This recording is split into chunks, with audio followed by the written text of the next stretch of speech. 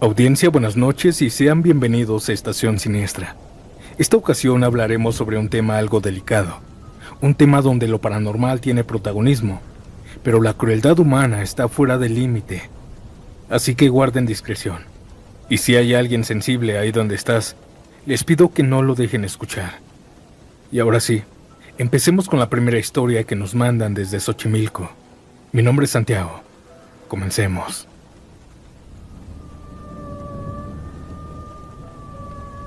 Nunca confíes en nadie, aun cuando tengas algunos motivos. Yo nunca lo entendí hasta que conocí a la familia que se mudó al frente de mi casa en Xochimilco. Yo vivía cerca de los canales, en un barrio tranquilo, todos los vecinos se conocían de años y nada cambiaba mucho, hasta que llegó esta familia. Era un matrimonio con 2 hijos, un chavo más chico que yo y una muchacha de mi edad. Desde el primer día se mostraron amables. Saludaban con una sonrisa, preguntaban cómo estabas. La señora era de las que te invitaban a pasar por un café o un plato de comida cuando apenas aún te conocían. Al principio era eso, un gesto de buena educación.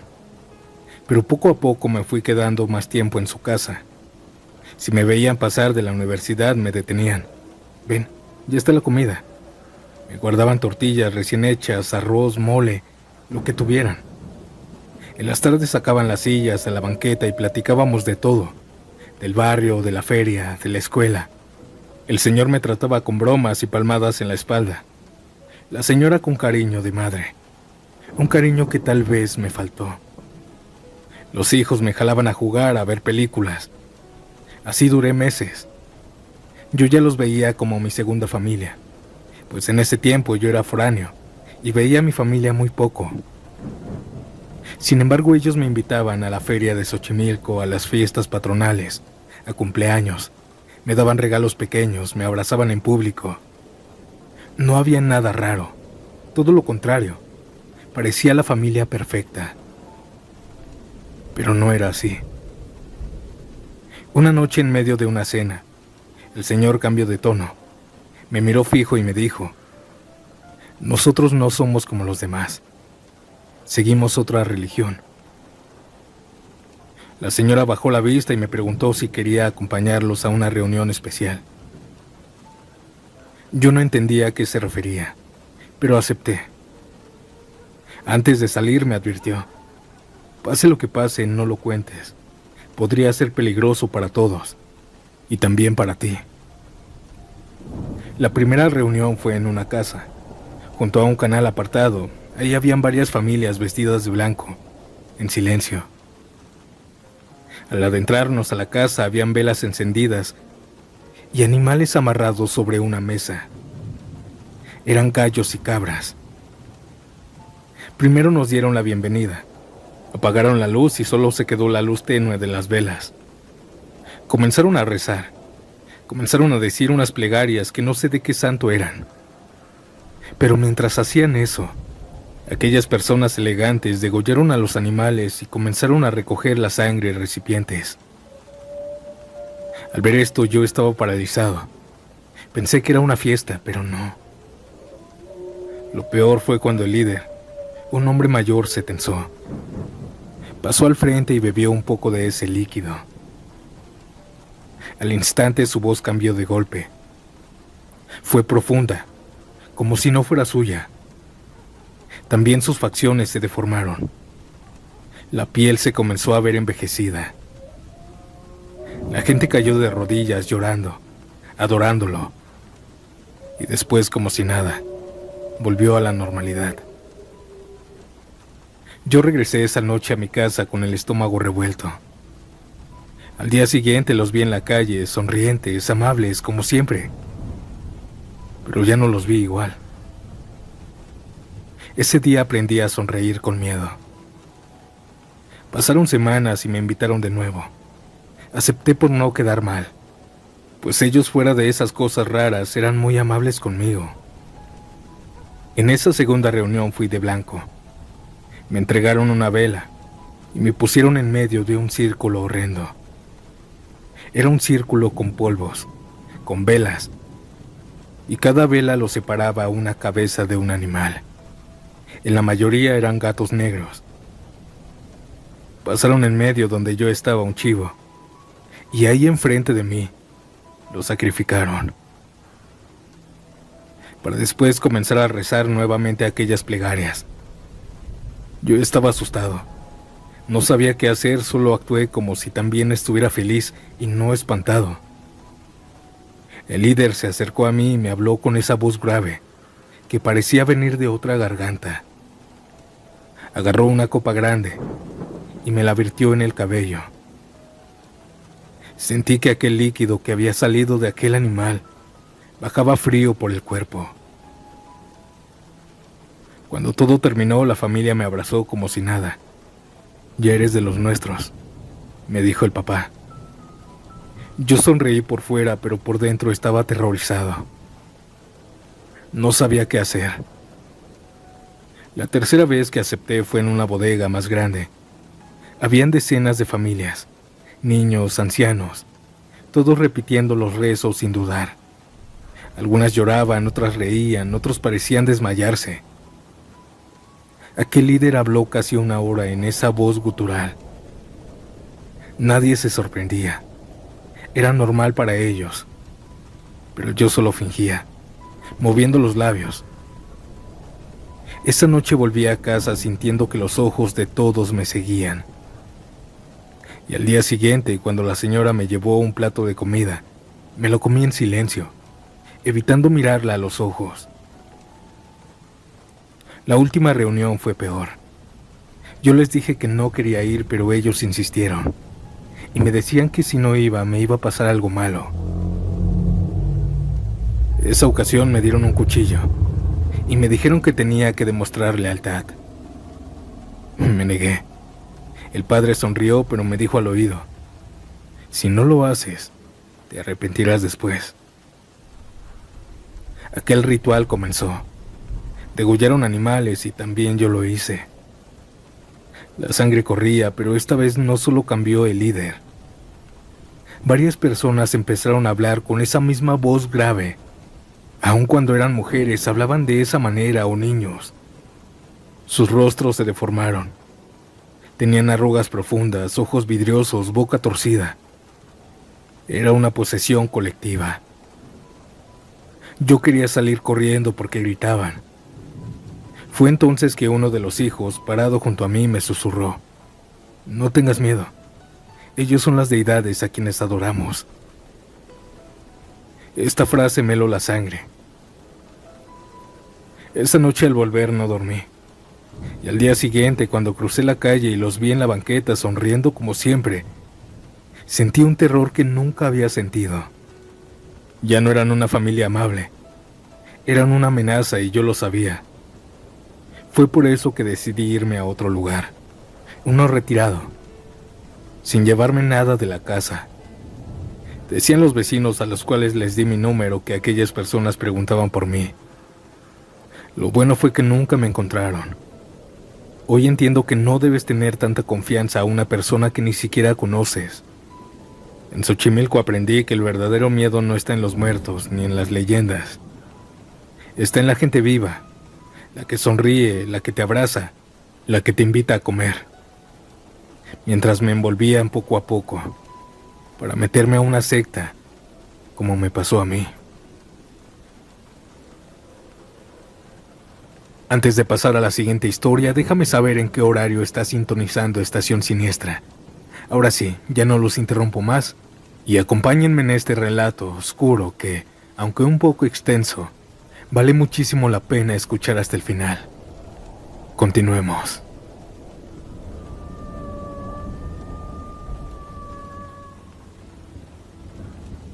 Quisiera permanecer de manera anónima, por favor. Soy miembro de una iglesia cristiana de Guadalajara. Desde que recuerdo, mi familia ha sido muy activa en la comunidad religiosa. Así que, siguiendo el ejemplo de mis hermanos mayores, me uní a la pastoral juvenil. Era dirigida por el hijo del pastor, quien llamaré Josué. Josué en esa época estaba comprometido con mi mejor amiga, a quien llamaré Betsy. Entre las labores que realiza la pastoral juvenil, es la organización de un comedor comunitario para personas sin hogar. Desafortunadamente solo podemos abrirlo unos días a la semana, debido a que no tenemos apoyo institucional, y solo lo mantenemos con las donaciones de miembros de nuestra iglesia y uno que otro donador de fuera. Con el paso del tiempo en el comedor para personas sin hogar, llegué a distinguir a varios que eran recurrentes, y pude establecer una conexión con algunas de las personas que frecuentaban el lugar. Así conocí a un hombre que llamaré Carlos. Tenía unos 30 años. Él no era de Guadalajara y había venido a la ciudad en busca de oportunidades laborales, pero la falta de estudios le dificultó encontrar un empleo estable. Así que se dedicó a varios trabajos informales, desde albañilería hasta cargar bultos en el mercado de abastos. Fue en este último trabajo donde sufrió un accidente que lo dejó con una discapacidad parcial en un brazo. Sin una red de apoyo familiar o de amigos, terminó viviendo en la calle. Al principio Carlos se quedaba a dormir en las plazas y jardines del centro, pero después comenzó a meterse junto con otros indigentes a los antiguos túneles que hay debajo del centro histórico de Guadalajara. Carlos iba todos los días que abríamos el comedor y nos apoyaba en lo que sus posibilidades le permitían. Con el tiempo llegué a considerarlo un amigo, y ya con la confianza, fue él mismo quien me llegó a confesar que en el pasado había estado consumiendo sustancias. Fue desde mi accidente que me hice adicto. Era para calmar el dolor. Pero ahora ya no uso nada. Solo soy adicto al cigarro. Me dijo esto mientras me mostraba una bolsita con colillas de cigarro. Me comentó también que recogía las colillas que la gente tiraba en la calle y las guardaba para fumarlas después. En una ocasión, mientras Betsy y yo terminábamos de preparar la comida, escuché a Carlos decirle al pastor que había gente que bajaba a los túneles a hacerles daño a los indigentes. El pastor lo escuchaba con atención y le prometió que buscaría la manera de hacer algo. Pasó así un tiempo, y un día Carlos no asistió al comedor. Su ausencia se hizo notar, no solo entre los demás indigentes, sino también entre nosotros, los miembros de la pastoral juvenil, ya que Carlos siempre se acomedía a ayudarnos en lo que le permitía su discapacidad. Así que le pregunté a un señor mayor que también asistía al comedor y a quien había visto platicar seguido con Carlos. Le dije que si no sabía dónde estaba o qué había pasado con él, pero su respuesta me dejó con más dudas. Lo agarraron los padres, me respondió. ¿Sus padres? ¿Carlos tiene familia aquí en Guadalajara?, le pregunté. No, fueron los padres malos que se meten a los túneles para llevarse a la gente. Él dijo esto con una expresión de angustia. Mientras platicaba con él, noté que Josué lo miraba feo. Por eso el señor, al notarlo, se retiró. Más tarde le dije a Josué que no debería de tratar así a las personas, que no sabía lo que ellos habían vivido o por qué momentos estuvieron pasando. Pero él solo se limitó a decirme que no creyera en lo que decían los indigentes, ya que solo eran historias inventadas, o peor aún, podrían ser alucinaciones por el uso de sustancias. Betsy estuvo de acuerdo con lo que su prometido dijo, así que no quise seguir tocando el tema. Pero la respuesta del señor se me quedó resonando en la mente, y durante días me pregunté en silencio, que si no eran los padres biológicos de Carlos, ¿a qué tipo de padre se refería? Solo hay un grupo al que se le llama así, a los sacerdotes católicos. Tal vez esos padres se llevaban a los indigentes a algún albergue dirigido por la Iglesia Católica. Pero si fuera así, ¿por qué dijo que eran malos? Si eran solo otras personas intentando ayudar a las personas en situación de calle. Pasaron unos días y por fin Carlos regresó al comedor. Tenía mal aspecto y se notaba preocupado. Después de comer me acerqué a hablar con él, y entonces me platicó lo que había pasado y por qué se había ausentado tantos días. Me dijo que entre las ruinas de las casonas antiguas hay entradas en los túneles donde vive mucha gente en persona de calle. En estos túneles es posible encontrar incluso niños. Como si eso no fuera suficientemente preocupante, además del peligro que representa vivir en esta situación, hay un peligro más. Dijo que algunas noches los túneles son recorridos por un grupo de personas vestidas con túnicas, con un símbolo o una marca grabada en el pecho, y cubiertos de la cara con máscaras. Ellos son los padres a los que se refieren los indigentes. Según dijo, se llevan a la gente a la fuerza, y nadie sabe qué hacen con ellos. Luego, durante un tiempo, no me supo decir si semanas o meses, aquellos padres bajan de nuevo, a llevarse más gente. La semana pasada volvieron los padres. Esta vez Carlos estaba acompañado de una chica que conoció y le había hecho compañía los últimos días. Ambos dormían dentro del túnel a donde habían ido a buscar refugio del frío y de la lluvia que caía esa noche. Pero se despertaron cuando escucharon voces y vieron las luces de las linternas acercarse a ellos. Al ver eso, se levantaron y comenzaron a correr a tientas entre la oscuridad. Carlos buscó rápidamente el encendedor que siempre llevaba. Así, con la tenue luz del encendedor, recorrieron los túneles, adentrándose cada vez más en las entrañas de la ciudad. Después de un largo recorrido, llegaron a un túnel más grande, por donde corría agua. Así que decidieron seguir la corriente para ver a dónde desembocaba. Tal vez los llevaría a un lugar fuera del túnel. No sabe cuánto tiempo caminaron entre el agua, ya que les llegaba encima de las rodillas. Llegaron a un lugar donde el túnel se dividía en dos. El otro túnel estaba seco, así que se fueron por ahí. Caminaron un rato hasta llegar al final, donde encontraron una escalera de piedra que iba a la superficie. Así que subieron por ahí. Pero la entrada estaba cerrada por una pesada lámina de metal. Carlos, como pudo, movió la lámina lo suficiente para que la chica saliera, y luego ella misma lo ayudara a moverla para que Carlos saliera también. El lugar al que salieron era el patio de una vieja casa en ruinas, de la que aún se mantenía en pie la parte delantera. Para ese momento la lluvia había dejado de caer, pero eso no impedía que el frío calara hasta los huesos. Así que Carlos buscó la manera de poder entrar a la parte frontal de la casa, pero había una gruesa puerta de madera. Justo cuando estaba a punto de intentar abrirla, escucharon que de adentro de la casa se escucharon voces. Eran varias personas, como si estuvieran en una reunión. La chica iba a gritarles para que les abrieran, pero Carlos se lo impidió. Y eso fue una buena decisión, ya que lo que siguió los dejó paralizados del miedo. De adentro se empezaron a escuchar cantos. Eran cantos como de misa, me dijo Carlos. ¿Cantos como gregorianos?, le pregunté. Creo que así le dicen, respondió. Entonces Carlos continuó. Se escucharon gritos de gente que estaba siendo maltratada mientras los cantos iban aumentando de volumen e intensidad. Y después un silencio absoluto. Fue roto por la voz gruesa y cavernosa de un hombre que parecía que retumbaba. Pero lo que decía era incomprensible porque hablaba en un idioma extraño. Después de un rato de hablar, todo volvió a estar en silencio.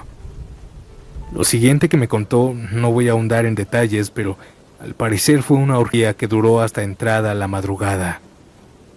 Mientras tanto, en el patio, Carlos y la chica encontraron refugio entre los muros de una de las habitaciones destruidas. Se mantuvieron abrazados para soportar el frío, porque no querían volver a los túneles por miedo a ser encontrados por los padres. Antes del amanecer, escucharon cómo la puerta de madera se abrió. Y desde su escondite vieron cómo del interior de la casa salían varios hombres cargando bolsas negras. Los hombres se dirigieron hasta la entrada del túnel y se metieron en él. Después de media hora o un poco más regresaron con las manos vacías. Ahí fue cuando Carlos y la chica pudieron distinguir lo que vestían esos hombres, y se quedaron paralizados del miedo al ver que esos hombres llevaban las túnicas que usan los padres. Luego de cerrar la entrada al túnel, se metieron a la casa. Fue entonces cuando Carlos pudo ver más detenidamente la puerta. En ella estaba grabada el símbolo que antes había visto en las túnicas de los padres. Carlos y la chica, sin saberlo, se habían ido a meter a la cueva del lobo. La puerta se cerró y ahora no sabían cómo salir de ese lugar. Después de un rato, cuando ya no escucharon ruidos, decidieron arriesgarse a regresar a los túneles.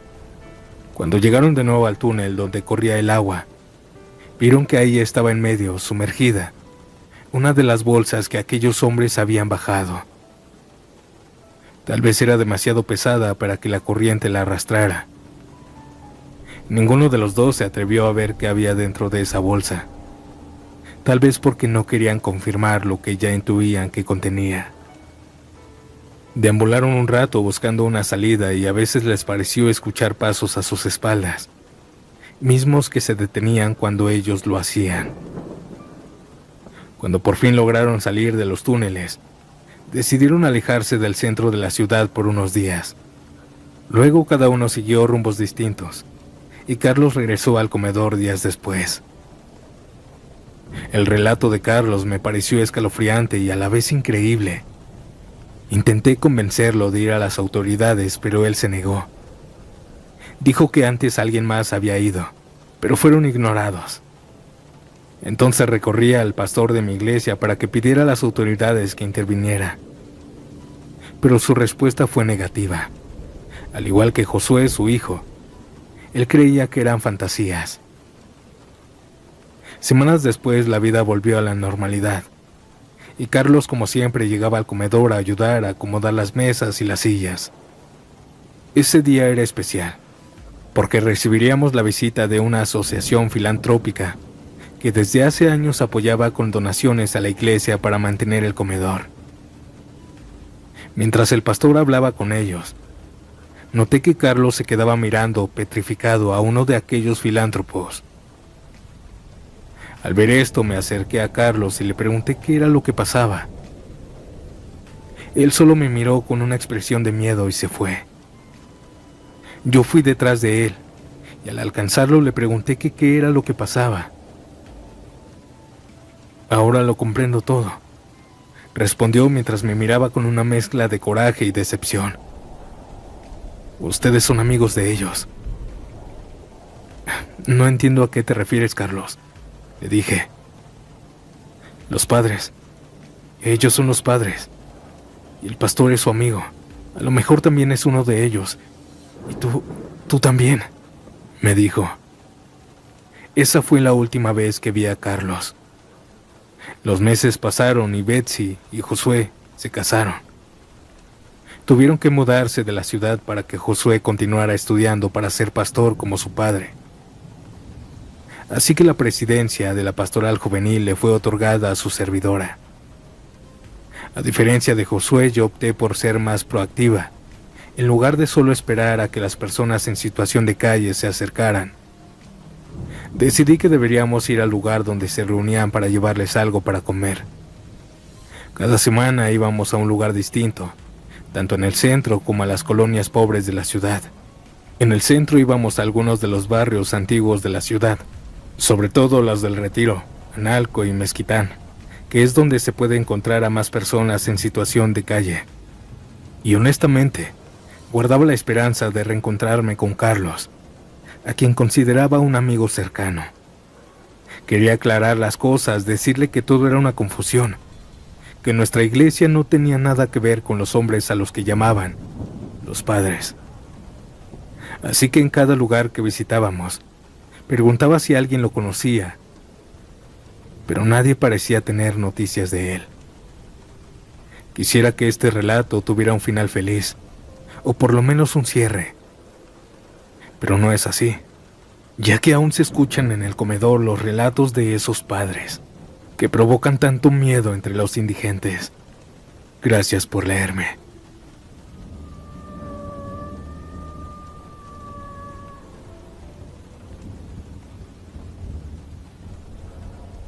Bien decía mi abuelo que hay que tenerle más miedo a los vivos que a los muertos. Mi abuelo me dijo esta frase tantas veces que terminó grabada en mi cabeza, y les voy a contar la historia que lo hizo pensar de esta manera. Él vivió muchos años en un pueblo pequeño. La comunidad donde vivía estaba pegada a un río. No diré dónde por miedo a estas personas. Solo que estaba en una región donde abundaba el campo y el ganado. Decía mi abuelo que hubo una época negra en esa comunidad. Una temporada donde la vida del pueblo se llenó de miedo, pues la gente comenzó a desaparecer una tras otra y nadie hacía nada. Para ese entonces mi abuelo tenía unos 40 y tantos años, ya con 25 años de casado con mi abuela. Trabajaba en una hacienda cuidando vacas y caballos. Se levantaba antes de que amaneciera, tomaba café y se iba. Él regresaba al anochecer, cansado, y después de cenar se sentaba en el patio a fumar un cigarro. Su vida era sencilla, normal. Pero en ese tiempo las conversaciones en el pueblo cambiaron. Ya no eran sobre el ganado o la cosecha, sino sobre quién no había regresado a su casa. Un jornalero, un muchacho, niños. Al principio la explicación era siempre la misma. El río era traicionero, dragón de gente. Pues a varios los habían encontrado en un río con golpes y heridas, pero pensaban que era por lo mismo, por las piedras en el río. Pero mi abuelo decía que eso era una mentira para encubrir lo que realmente pasaba, pues él presenció la verdad. Para llegar a la casa tenía que cruzar el puente de madera que pasaba sobre el río. Una ocasión que salió tarde por ahí de la medianoche, desde lejos vio luces en la orilla y escuchó voces. Se escondió entre la maleza y observó. En la orilla del río, habían unas 10 personas vestidas con túnicas oscuras, todas encapuchadas. Y en medio tenían a un hombre arrodillado, amarrado de pies y manos. Lo obligaban a mirar hacia el agua. Uno de ellos levantó un símbolo hecho con ramas y los demás comenzaron a corear algo que mi abuelo nunca pudo repetir, porque decía que no eran palabras normales.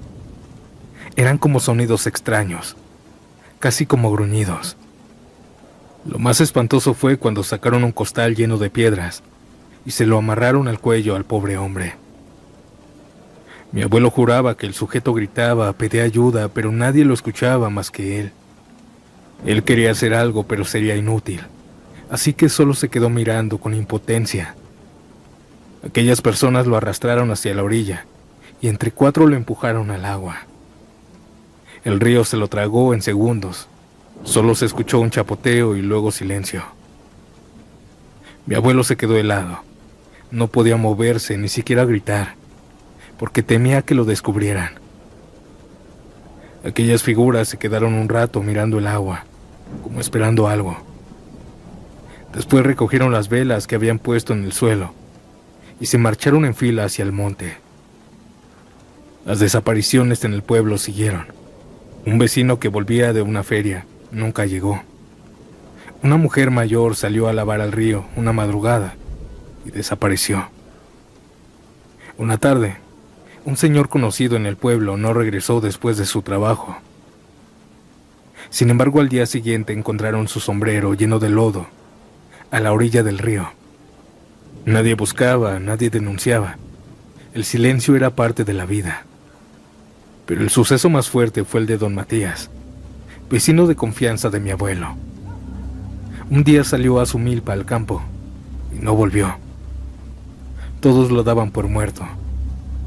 Pero 4 días después apareció caminando tambaleante a su casa, con la ropa rota y los ojos hundidos de miedo. Él reunió a los vecinos y contó lo que pasó. Contaba que lo habían interceptado hombres encapuchados. Lo amarraron, lo golpearon y lo llevaron a un cuarto de madera, a una cabaña, en medio del monte. Cuando despertó esa madrugada, estaba en el suelo, junto a más personas, mujeres, hombres, ancianos y hasta 2 niños. La mayoría estaba sedada, respirando apenas. El cuarto olía a humedad y a sangre seca. Apenas entraba luz por la ventana, y desde ahí se podía ver a un guardia sentado en una silla durmiendo, con un machete en las piernas. Matías, con un clavo en la pared, frotó la soga hasta romperlas.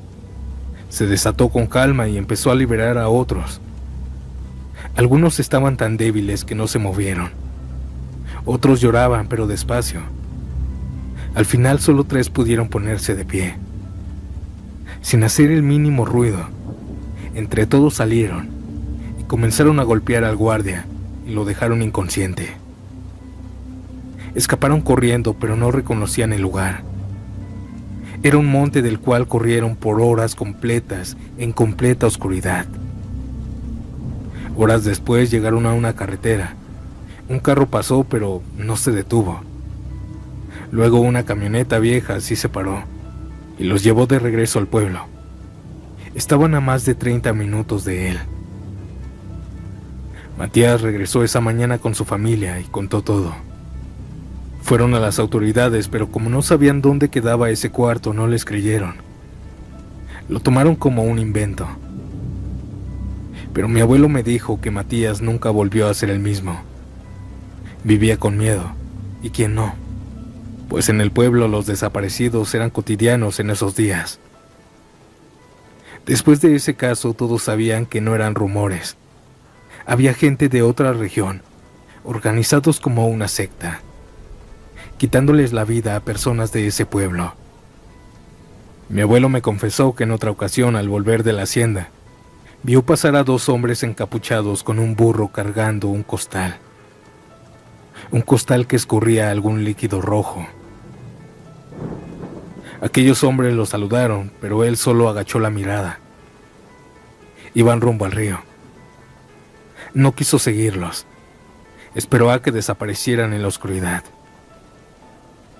Otra ocasión sucedió algo fuerte también.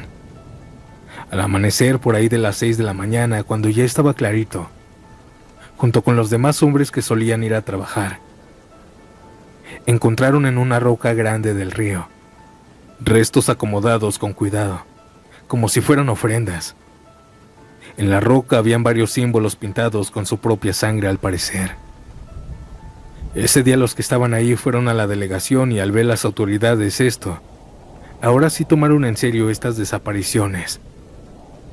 Pidieron a Matías que los llevaran más o menos a donde lo habían tenido. Buscaron por varios días y noches hasta que encontraron aquel cuarto.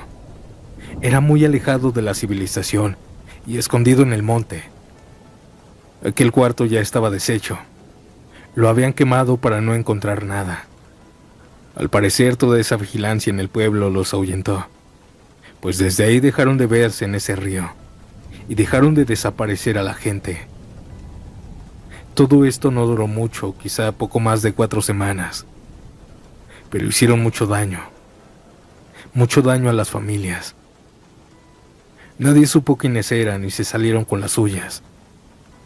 Quizá iban de pueblo en pueblo haciendo estas entregas de personas, pues después de 2 o 3 meses, se comenzaron a escuchar desapariciones en el pueblo vecino. Esta fue la experiencia de mi abuelo y del pueblo con una secta. Muchas gracias por escuchar.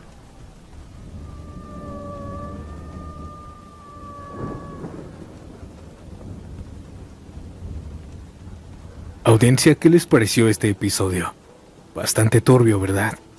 Muchas gracias a quienes enviaron su relato y confiaron en mí para contarlo. Y audiencia, no olviden dejar su like, compartir este episodio y si aún no estás suscrito, suscríbete. Ahora sin más que decir, nos vemos pronto en un nuevo episodio.